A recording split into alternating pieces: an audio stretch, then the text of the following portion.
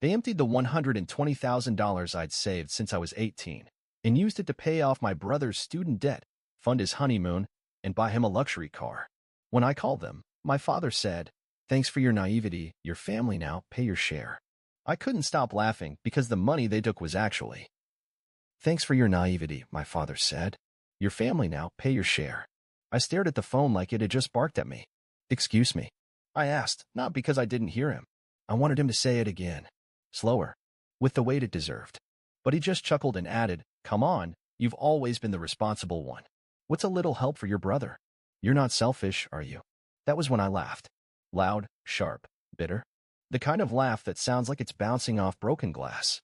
Because the money they took, every cent of that $120,000, wasn't what they thought it was.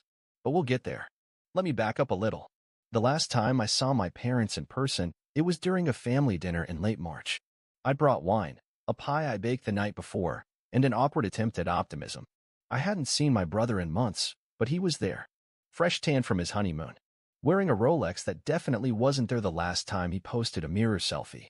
I remember the exact words my dad said that night.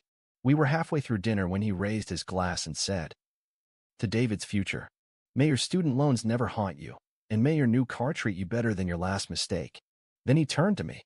"And thank you, Nathan, for being the kind of son who doesn't make us worry. For always being the good one." My mother giggled. My brother smirked. I didn't get it yet. Not until the next morning, when I checked my bank account and realized my life savings were gone. All of it. Every cent I had saved since I was 18. Every birthday check I never spent. Every freelance payment I squirreled away in my someday fund. $120,000, drained like a bathtub someone else had bathed in. At first, I thought it was fraud. A hack. I called the bank, half panicked, half ashamed. Nope. It was authorized. Apparently, my name had been added to a family trust account months ago. A joint structure for emergencies. I had signed something at Christmas. I remember the paperwork, but they said it was a tax form for a family investment plan. They waved it off as routine, and I signed it like a fool. Like family. It got worse. The funds had already been dispersed. A $58,000 loan payoff for David's MBA. $12,000 to book a honeymoon in the Maldives. $38,500 for a new Tesla. The rest? Miscellaneous family expenses. I called them, shaking, furious, but polite, because for some reason, that's how I was raised. My mom didn't answer. My brother sent a heart emoji and a thumbs up. But my father? My father picked up and said, "Thanks for your naivety. Your family now, pay your share." And that's when something inside me cracked.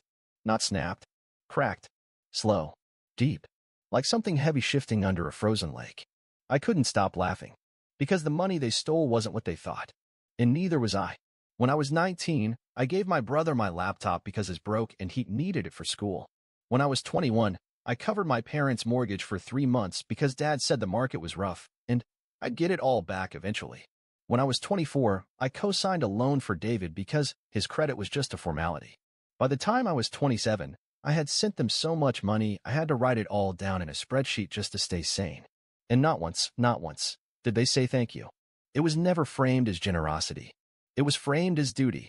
I was the dependable one. The fixer.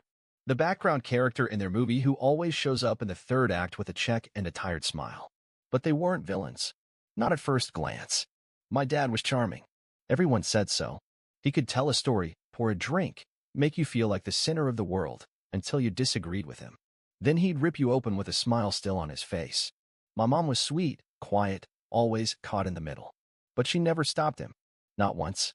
And David, my golden boy brother? He weaponized guilt like a surgeon. "I'm trying, man. It's not easy being the one they expect so much from. You wouldn't get it. You're not the one with pressure on your shoulders." I paid for his LSAT prep. He dropped out. I paid for his second chance at business school. He ghosted the program for 6 weeks to go to Ibiza. But I still showed up. I still sent money. Because I believed, like a fool, that eventually they'd see me. Not as a wallet. Not as a fallback plan. But as a person. That belief died the day I saw the Instagram post. David standing in front of his new Tesla, one hand on the roof, one arm around his fiancée, captioned, "Work hard, play harder. New chapter begins. Hashtag grind pays off, hashtag blessed, hashtag no handouts." No handouts.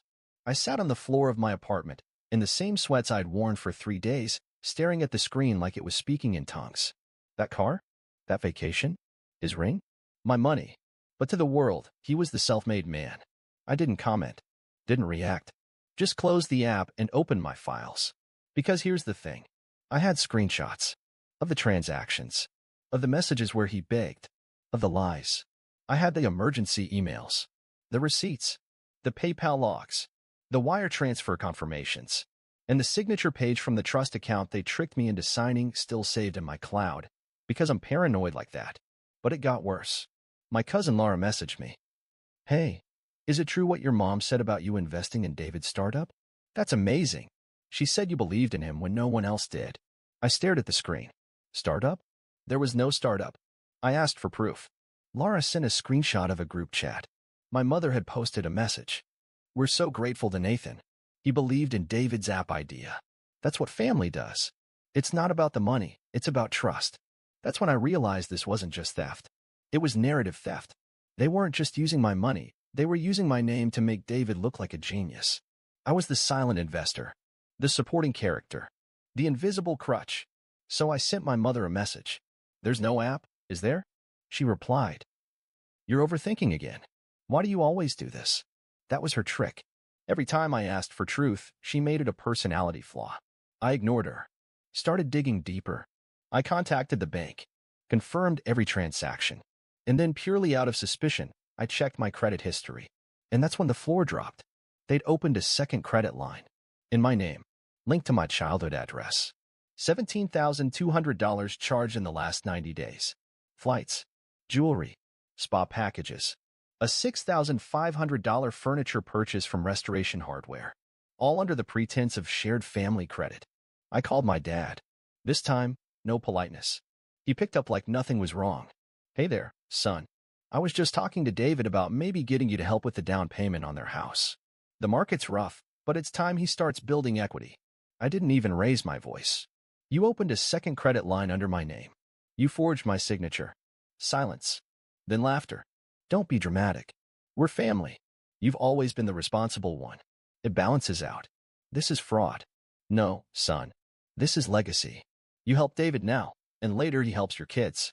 I hung up, but they weren't done. That night, I got added to a new group chat. Extended family. Aunts, uncles, cousins.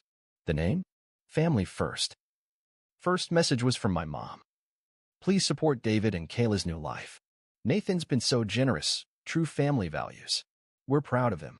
Second message was a link to a GoFundMe. Goal, $50,000. Purpose, down payment support and business growth. Listed donors? My name. Twice. Anonymous $5,000 donation. From Big Bro. I hadn't donated a cent. They were using me as their bait. And people were buying it. I wanted to scream. But instead, I clicked download. Every message. Every lie. Every pixel of manipulation. Because I was done. And I was just getting started. You used my name to fund your fantasy. Now I'm using my voice to end your story. I scheduled the live stream for 8 p.m. sharp. No teaser. No drama. Just a cold caption. What does betrayal sound like when it comes with a smile? I've got the receipts. At 7:55, there were 60 people waiting. At 8:03, over 900. Most of them family. Some mutuals. A few strangers. I recognized one of David's fiancé's cousins in the chat. I started with silence. Just the title slide. How my family stole $120,000 and called it love. Then I turned on the camera. Hi, I'm Nathan. You've seen my name on GoFundMe pages, Facebook posts, maybe wedding photos. You probably thought I was the generous one. The good brother. The quiet son. I was quiet. But not anymore. I clicked to the next slide. A PDF of my drained savings account.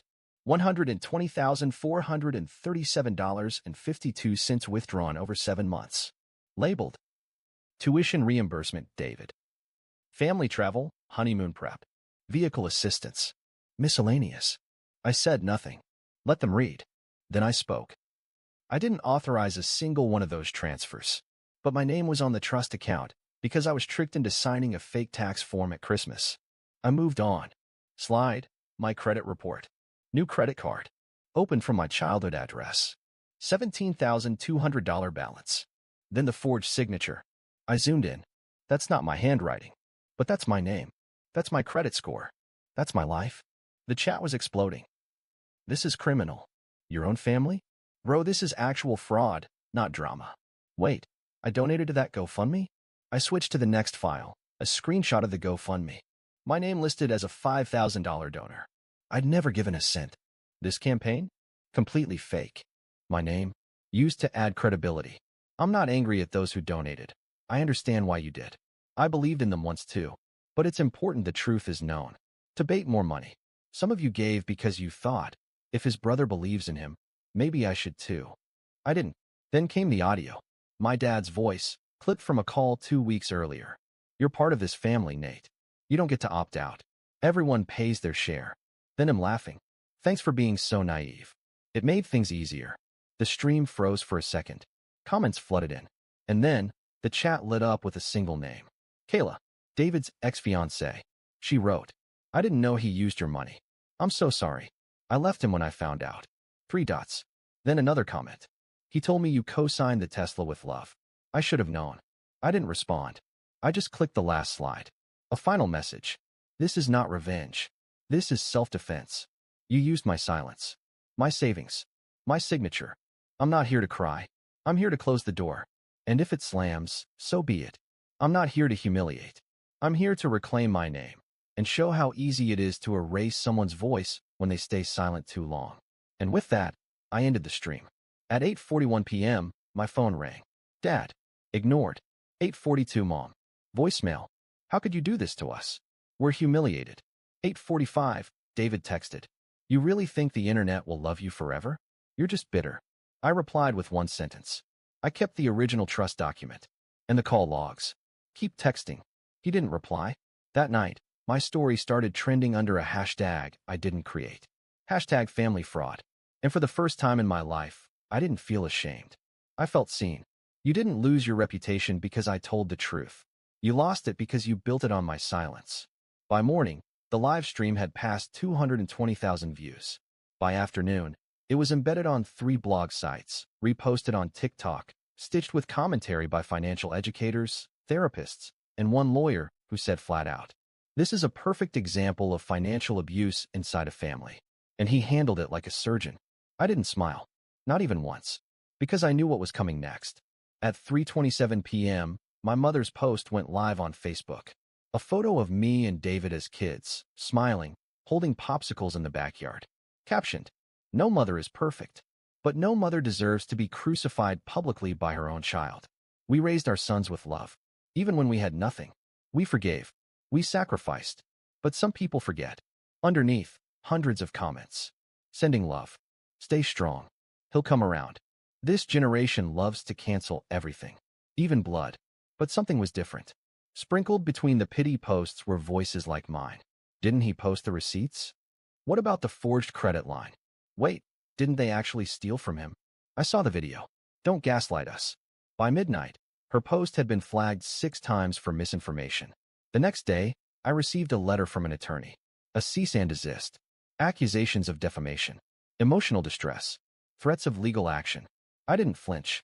Instead, I forwarded the letter to my own attorney, Mia, and attached a signed trust document with forged details, an audio file of my father admitting to the theft, screen recordings of GoFundMe donations falsely attributed to me, and a bank statement tracing $120,000 in unauthorized withdrawals.